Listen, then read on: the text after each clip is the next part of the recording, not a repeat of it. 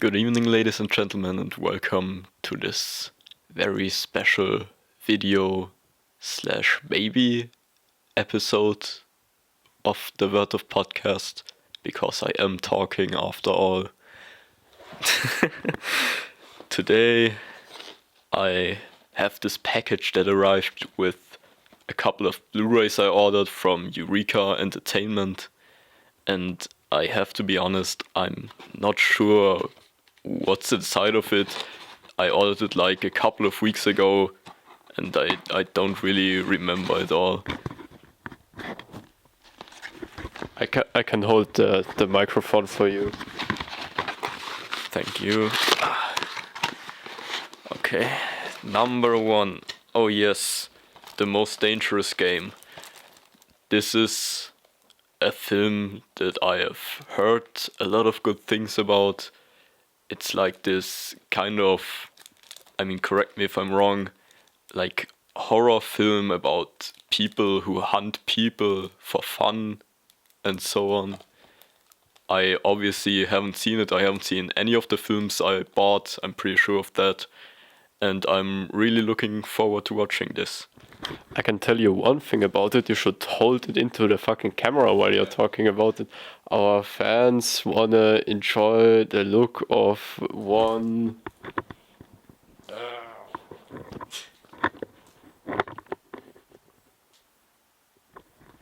Yeah.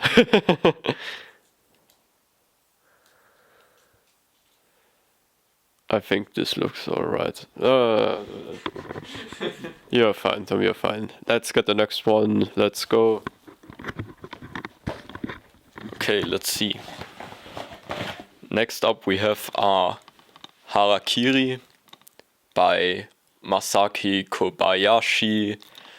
This is a film I pretty much know nothing about, except that it's held as like one of the greatest films ever made, and I've never seen it. I have no idea what the story is about, but people love it for some reason. So yes, Philip, have you seen any of those two films?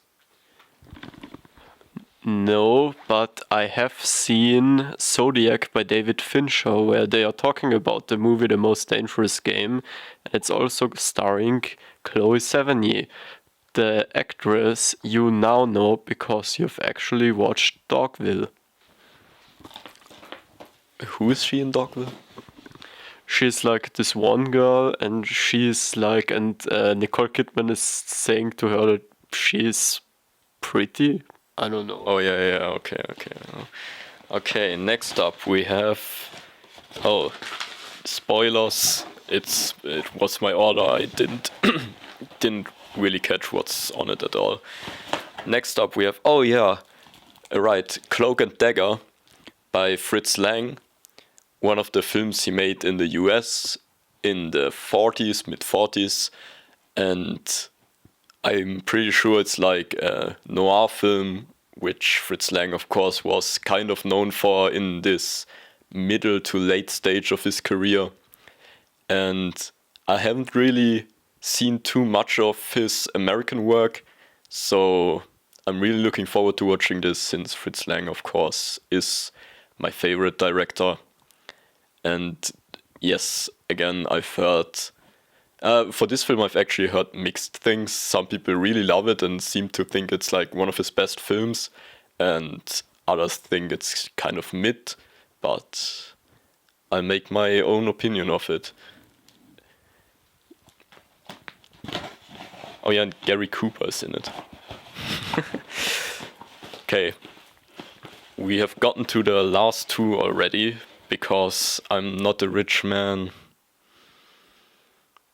And this, Outside the Law. I totally forgot that I ordered this. This is a film directed by Todd Browning and starring Lon Chaney Sr., of course, from 1920, I guess. Of course, Todd Browning and Lon Chaney were like the power duo of those silent crime melodrama films. I mean, they made films like, The Unknown or The Unholy Three, of course, the infamous London After Midnight.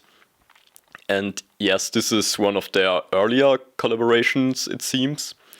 And I don't really know what the plot is about, but if it's directed by Todd Browning and starring Lon Chaney, I'm sure it's a great film, or at least an enjoyable one.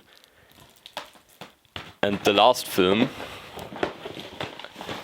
is Mothra. This is a classic 1960s kaiju film from Toho Studios. I think it's directed by the same guy who did the original Godzilla. And yeah, I ordered this film mainly because I rewatched Godzilla, the original one from '54, and then I also, a couple days later, I watched the new Godzilla film -1, and I enjoyed both very, very much.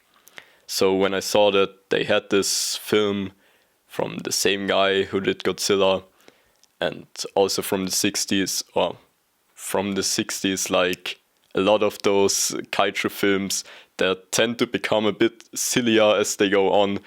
I have no idea again what the story is about.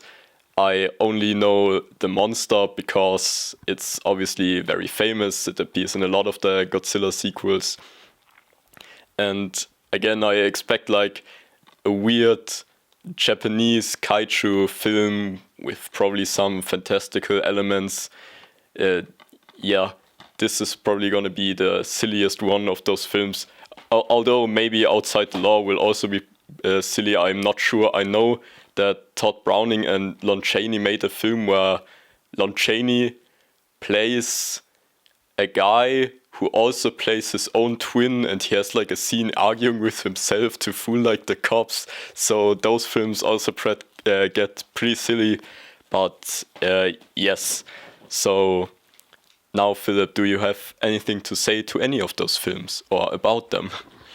I really hope, Tom, that you have already seen Female Trouble by John Waters, because there we have a Divine rape scene where Divine is raping herself.